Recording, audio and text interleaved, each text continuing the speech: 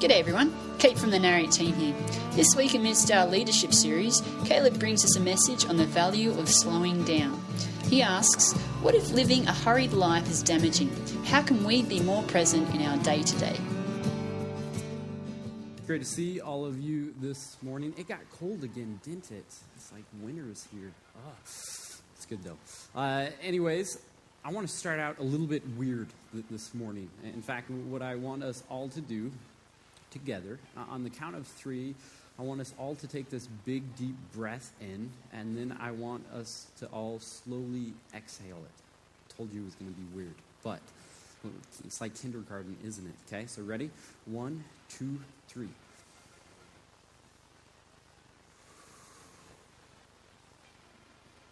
Doesn't that kind of feel good to take that big, deep breath? When you take that big, deep breath and exhale it, it kind of slows you down, doesn't it?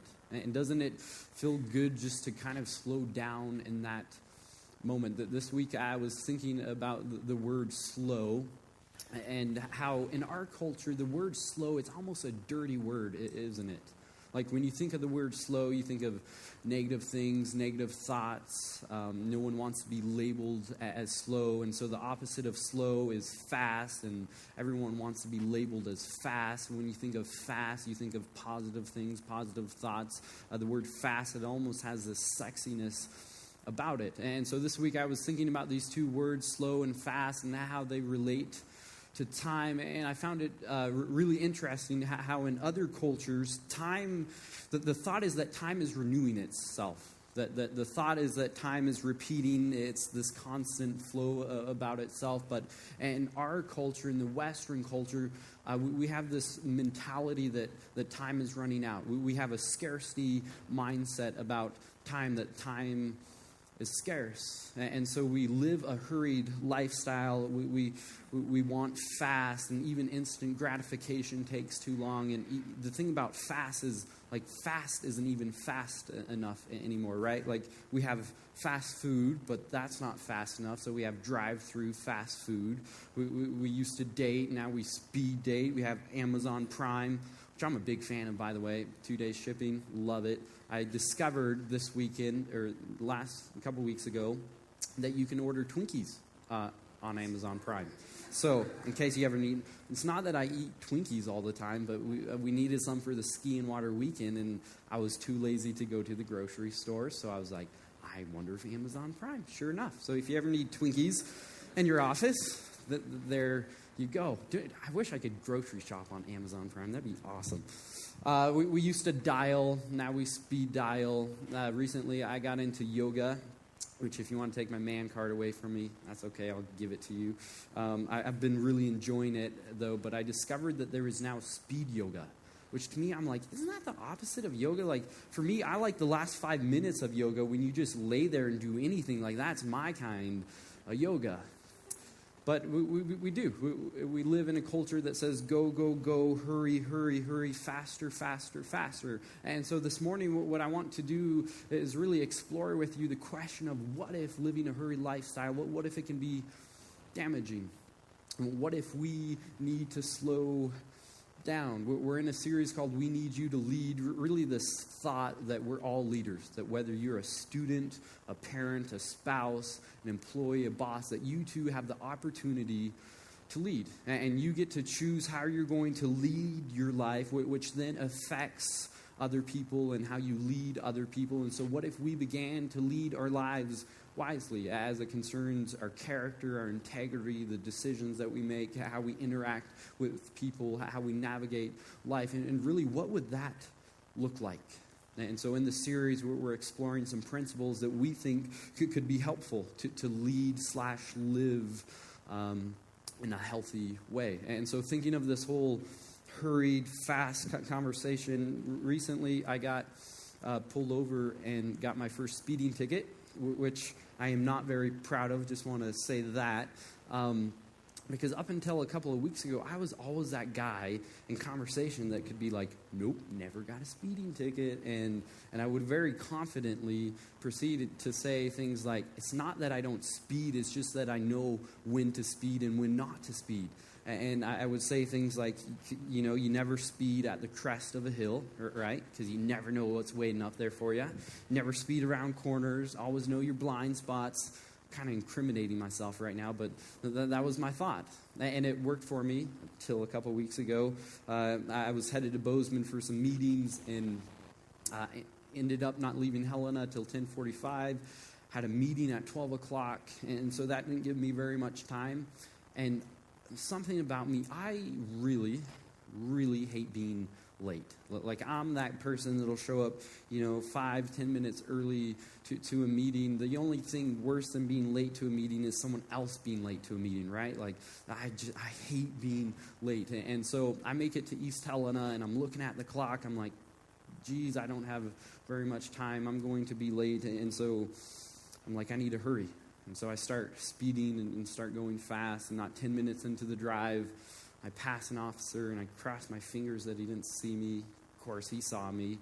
I look in my rearview mirror. Sure enough, lights go on. He flips around. And your first thought is like, darn it, right? I'm going to get pulled over. The second thought that I had, though, was, gosh, I hope he can give me a speeding ticket really fast because I'm in a hurry and I don't have time for this. Like, this is why I'm speeding. I even began to think things like, I wonder if I pay him $20 if he could, like, give me, like, just mail it to me. Or, like, I don't know. Like, is there, like, Amazon Prime for a speeding ticket? I don't know. Like, that was my thought. I decided against it, though, because it might land me in more trouble, and he ended up not giving me a very quick speeding ticket. In fact, it was 20 minutes later that I finally got going, and the rest of the trip I was kind of kicking myself, not really because I got a speeding ticket, but because I was going to be late for my meeting and didn't like that. And the rest of the drive, I began to think to myself, because I was going faster than I should have been going, but because I was in a hurry, it actually made me even more late. That because I was in a hurry, that there was consequences to that. And in those moments, I began to think about all the other areas in my life where I'm going faster than I should be, where I'm in a hurry, and how that could be damaging to me. And in those moments, I realized that I have something called the hurry sickness that Meyer Friedman calls, and I'm guessing I'm not the only one, so I thought we could take a really quick test to see if you too might have the hurry sickness. You ready? So make sure the person next to you is being honest. So you might have the hurry sickness if, number one, if you are haunted by a fear that there is not enough hours in the day to do what needs to be done. Anyone? Be honest. There they go up. Yeah, there it is. Number two, you might have the hurry sickness if you find yourself nodding faster when listening to another to encourage the talker to accelerate, right? That's what you guys are doing to me right now. You're like, yeah, hurry up, Caleb, hurry up. Which I think we can all agree we've definitely done that to people. And when you read that, you're like, gosh, what a jerk. That is so mean to do that. Number three, you might have the hurry sickness if, when approaching a stoplight and there are two lanes, do you find yourself guessing which lane will get going the fastest? Anyone? Yeah, there it is. I love this one because I'm not much of a video game person or anything, so driving for me, it's kind of like a game. Like, I'm like always like trying to, it sounds bad when you say it, but like it's important to know who's driving the vehicle. That tells a lot about a person.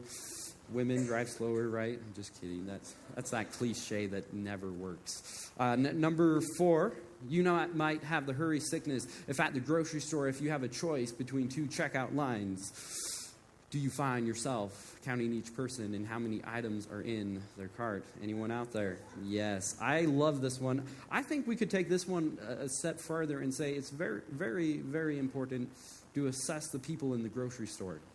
This is why I go to one and only one grocery store, and I know this grocery store, and I know which checkout person is efficient and which one is not, because like the one that asks you about your day and how your grandma's doing and what you did last Wednesday is not efficient. I'm sorry. So that's why I know all the people that work at Safeway, so that way I know who's good and who I don't want to go to. It kind of sounds mean, doesn't it? I'm sorry. It's also important to know who's in front of you, right? Like if it's a checkbook person, game over, like way too long. The next worst thing is the person that can't use their debit or credit card correctly, and they're like swiping that thing 20 times, and you're like, I'm so close, just like get it right to go the right speed. So frustrating. One more, you might have the hurry sickness if you've discovered the 1-minute bedtime story. I didn't know there was such a thing, but if you're a parent, now you know, so you can thank me later. There's such a thing.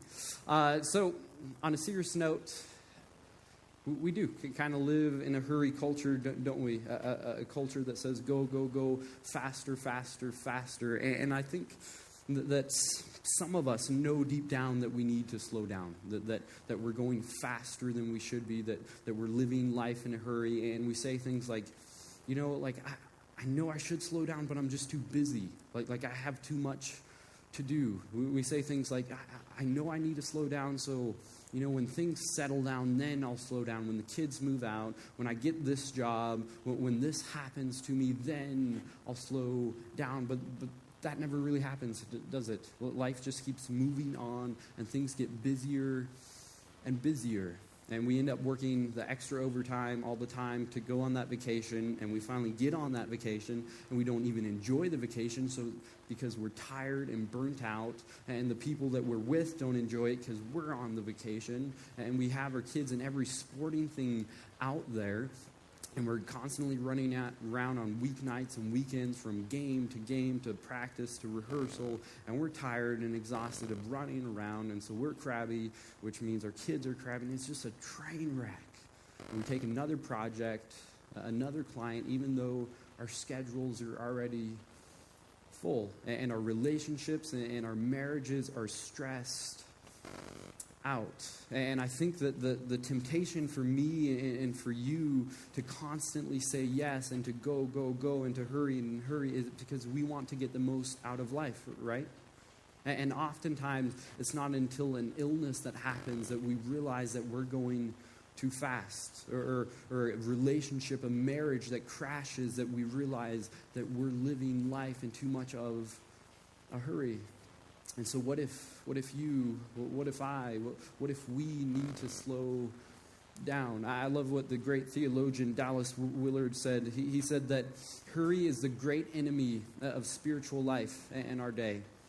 That we must ruthlessly eliminate hurry from our lives, because hurry is the enemy of intimacy. You cannot love when you are in a hurry. You cannot care about someone when you are in a hurry. You cannot listen to someone when you are in a hurry. As a parent, you can't nurture your child when you're constantly going and you're in a hurry. And so what if we, as a group of people, what if we slowed down? I love looking at the text because I think whether you believe in God, Jesus, the church, you can open up the pages of the text and you can see that God lays out these principles that can help you and your current circumstances and can help you live a healthier life. And when you open the pages of the text and you look in the Old Testament, one of the principles that God gave to the nation of Israel was this principle of thou shalt slow down. He said, come Friday night, for Saturday, that was kind of their Sabbath. He said, come Friday night, I don't care what you're in the middle of. I don't care how long your to-do list is. Come Friday night, for 24 hours, you're going to slow down. For 24 hours, you're going to spend time with me, and you're going to spend time with your family. You're not going to work. And the people of Israel, they hear this, and they're like, whoa, God, like, that's a little bit too much. Like God, you don't know what I have to get done. You've got to see my to-do list. I've got crops to plant. I've got animals to tend to. I can't slow down. And God's like, whoa, guys, I know you've got a lot to do. I know what you can achieve. I know that there's that project that you're working on. I know what you can accomplish, but I don't want you to live life past your limit. I don't want you to live life in a hurry. I want you to slow down. When you look at the New Testament, you read about the life of Jesus. And Jesus really gets this thought of slowing down and not living life in a hurry. When you read the life of Jesus, you see that Jesus was often busy, but he was never in a hurry. In Matthew 19, you read about where Jesus was walking along and some kids decide that they want to go and talk to Jesus. And so they start making their way towards Jesus, and as they're on their way, Jesus' disciples, guys, see that these kids are going to try to talk to Jesus, so they kind of intervene and put the kibosh on it, and they're like, hey kids, get out of here. Jesus doesn't have time to talk to you. He's too important. He's too busy. And so Jesus sees this interaction, and so he goes over, and he's like, hey guys, what's going on? And his disciples are like, well, you know, these kids want to talk to you, but we're getting them out of here. Don't worry, Jesus. And Jesus is like, whoa, slow down, guys. I have time to listen. I have time to listen to kids. I have time to talk to kids. I have time to care for kids. And I think to myself, you know, in that moment, like, if anyone had the excuse to say that they were too busy to talk to kids, wouldn't have it been Jesus? If anyone had the excuse to say that I have too much to do, I'm too important, there's too many things to, wouldn't have it been Jesus? I mean, Jesus had all these teachings and miracles and healings to do, but even Jesus understood the importance of slowing down and listening and caring and loving on people. Jesus, he was often busy, but he was never in a hurry. I love what John Ortberg says. He says that being busy is an external condition, but being in a hurry, it's an internal condition, and it's in your soul, and it affects the deepest parts of you. But because when you are in a hurry, you're preoccupied, which means that you're not present, you're not engaged, you're just not there. And I find this to be very true for my life, that when I'm in a hurry, I'm definitely not present and engaged and can't listen. One of the areas that I'm really working on not being in a hurry is actually on Sunday mornings. Sunday mornings are kind of a big day for us, and I've realized that I'm often in a hurry on Sunday mornings. And I find myself before or after a gathering talking to someone, talking to you, and I'm there and I'm talking, but I'm not really listening. Like, I'm there, but I'm not present. I'm there, but I'm not engaged.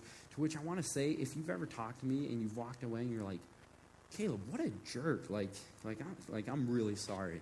Come and talk to me again. I think I'm getting better at it. But it's so ironic to me, because here I am trying to follow Jesus, trying to care for people, trying to be good, and here I am not even present, not even engaged, because I won't slow down, because I'm constantly in a hurry.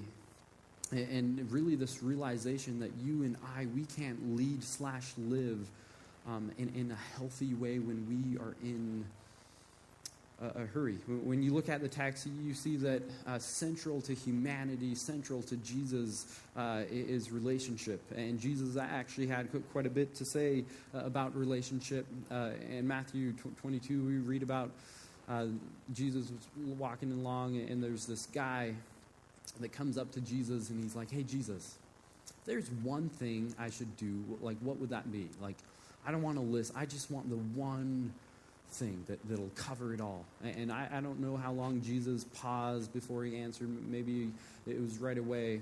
But Jesus says this in Matthew 22. He says, love the Lord your God with all your heart and with all your soul and with all your mind. This is the first and greatest commandment, and the second is like it, love your neighbor as yourself. Jesus is saying, okay, if there's one thing you should do, love God and love people. Relationships central to who Jesus is. Loving, it takes you not being in a hurry. Relationships takes time, don't they? It takes you slowing down. Relationship with your Heavenly Father, it takes you not being in a hurry. It takes you having intentional chair time with Him. Relationship with your kids, with your spouse, with your friends, it takes you slowing down and listening and engaging and caring for them, loving on them. Relationships require that we not be in a hurry. And I think when we cram our schedules and when we live life in a hurry, I think the main thing is that we miss opportunity and relationship. There's a study that I think really captures this idea that when we're in a hurry, we miss opportunity in relationship. It was a study about the Good Samaritan story, and if you're not familiar with the Good Samaritan story, you can find it in Luke, and it's this parable that Jesus told about how there's this guy on the side of a road, hurt. In fact, it says that he was dying, and there's this other person that walks by on this road, sees this dying person, but instead of going and helping this person, goes to the other side of the road and just keeps on walking. Really sad. A little later while, another guy comes, sees the same dying person, does the same thing, and continues on his way. Eventually, there's a third person, walks on the road, sees this dying, hurting person, and this guy's heart breaks for this person. This guy has compassion on this person, runs to this person, bandages him up, gets him to some medical attention, totally goes out of his way to help this person. And so some professors did a study on this story, that they recruited a bunch of students and had these students take a questionnaire about their beliefs, about their convictions, about their religious thoughts. And then once they finished that, they told the students that they needed to go to another building across the way to finish the study. And they told the students once they get to the next building that the task was that they needed to present the Good Samaritan story. But here's the kicker. The professors varied the amount of urgency, the amount of time that the students had to get to the next building. That they told some students that they needed to get there as fast as possible, that they needed to hurry, that they were already late, that they needed to go. They told another group of students that they had plenty of time to get to the next building, that no rush, don't be in a hurry, but you should probably head that way anyways. And as the students went to the next building, they encountered this man. The condition of this man is unknown, but he was in an alleyway, and he was, whether he was drunk or just hurt or drugged out, who knows, but they encountered this man. And when the students got to the other building, the results are fascinating. The students that were told that they needed to be in a hurry, that they needed to get there as fast as possible, only 10% of them helped this hurting person. The students that were told that they had, plenty of time, that they didn't need to rush, they didn't need to be in a hurry, the result was that 63% of them helped this hurting person. Like, huge difference, isn't it? The conclusion of the study was that people who are in a hurry are less likely to help people. That people who are in a hurry miss out on opportunity in relationship. The study said that some students literally stepped over the hurting man to get to the next building so that way they could talk about the Good Samaritan story. Kind of a heavy example, but I think it captures the cost of living a hurried life, of cramming our schedules too full, of constantly going. And so what if we need to slow down? I think we have to ask ourselves the question of, like, okay, why do we live hurried lives, right? Why do we always go? And from some reflection, I think that there's a couple of reasons why. One of them, I think, is because we have a fear of missing out. In the pursuit of living the best life we can and getting the most out of life, we say yes to all these things. And they can even be good things, but we say yes to them all. And so that means we're constantly running around. We say yes to another project, yes to another client, which means we don't get home till our kids are already in bed, and means we don't even end up knowing our kids and they don't know us. We have this fear of missing out. Another one, I think, is we have a fear of falling behind, that we have a fear of falling behind professionally, so we say yes to another project, yes to another client, yes to another job, because we want to make sure that we're the best out there, and we want to keep up with so-and-so. That we have a fear of falling behind socially in our friend group, so we say yes to all these things, we buy all these things, and like some of them we don't even enjoy, but we just don't want to fall behind, falling behind as a parent. We have kids and they have friends, and they tell us that, their friends do all these awesome things with their parents and do all this great stuff. And so we don't want to fall behind as a parent. And so we work more than we should to try to keep up because we don't want to fall behind. And then lastly, I think we have this fear of not mattering. This one is big for me. For years now, I've been haunted by this fear that I'm going to get to the end of my life and I'm not going to have mattered. I'm not going to have made a difference. And so I say yes to all these things. I work probably more than I should. I do all these things in the hope that I just want to matter. Maybe it's for you, it's you want to matter in an organization or a matter in a specific field. And I don't think it's bad to want to matter. I think that we are called to matter. I think we were designed to matter. I think working hard and goals and motivation and dreams, I think those are good things. God tells us to work hard when we need to work. But I think we can take that to an extreme, can't we? That we can take the wanting to matter so far that we end up getting clouded and overrushed and hurried that we miss the mattering part.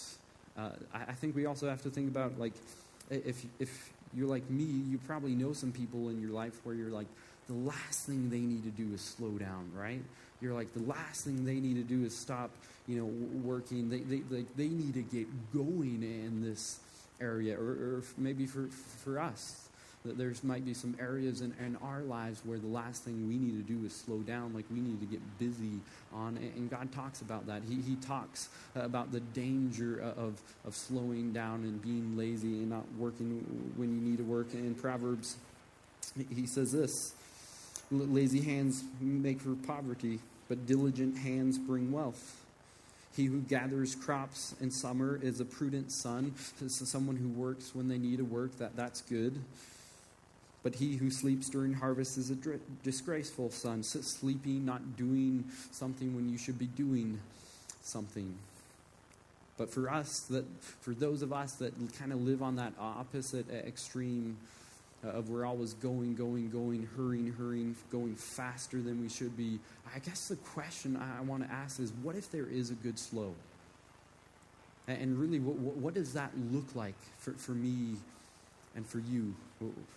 What is that in your life? For me, there's a couple of areas that I'm working on slowing down and not living a rushed life. One of them is my interactions with people Sunday mornings, and just interactions overall, not being in a hurry, but listening and taking time for that. Another area is my mornings. I've discovered that when I leave for work and I'm rushed and I'm hurried, that kind of sets the pace for the rest of the day.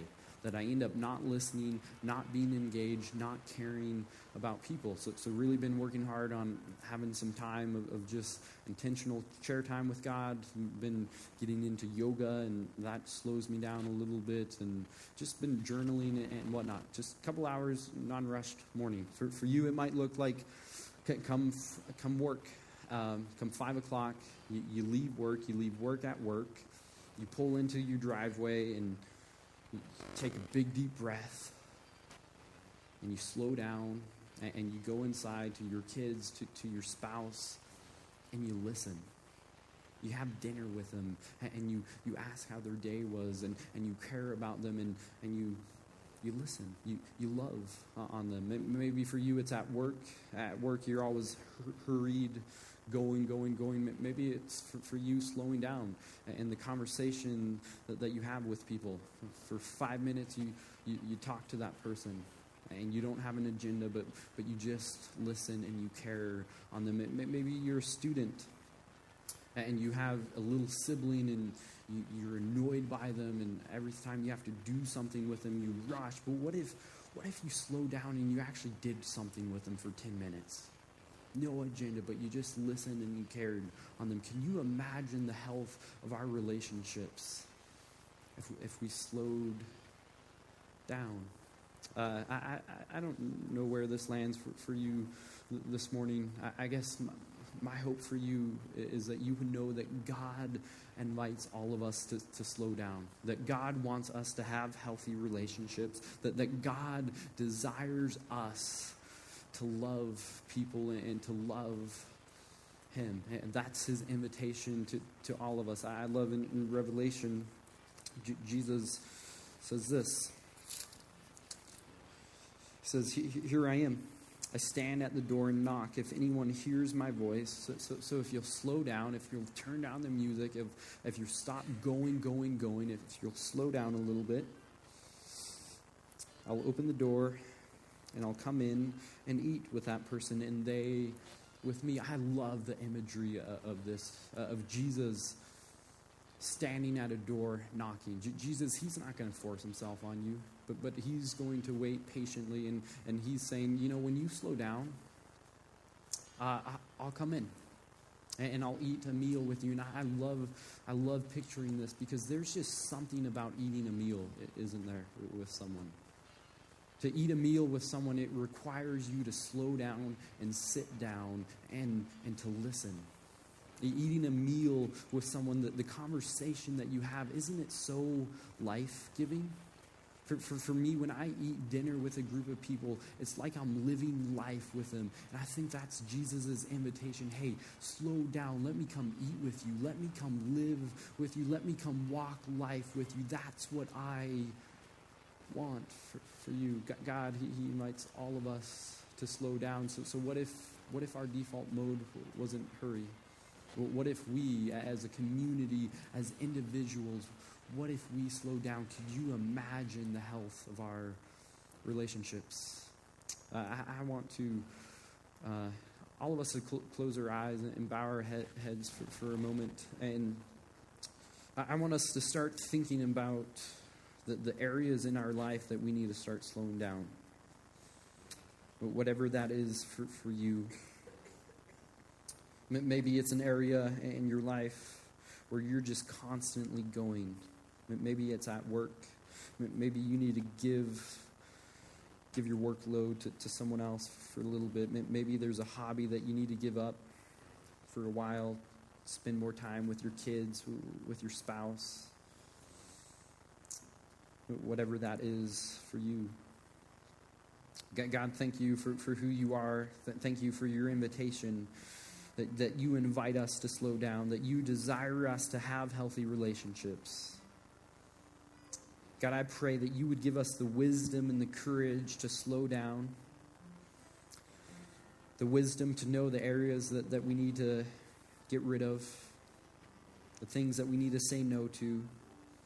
Help us to love people well. Help us to listen. Help us to care. Help us to be engaged. God, thank you that you want to walk life with us, that you want to eat a meal with us. Help us to open that door. In Jesus' name, amen. If you would like to engage further with Narrate Church, you can find contact information online, www.narratechurch.org. We would love to hear from you.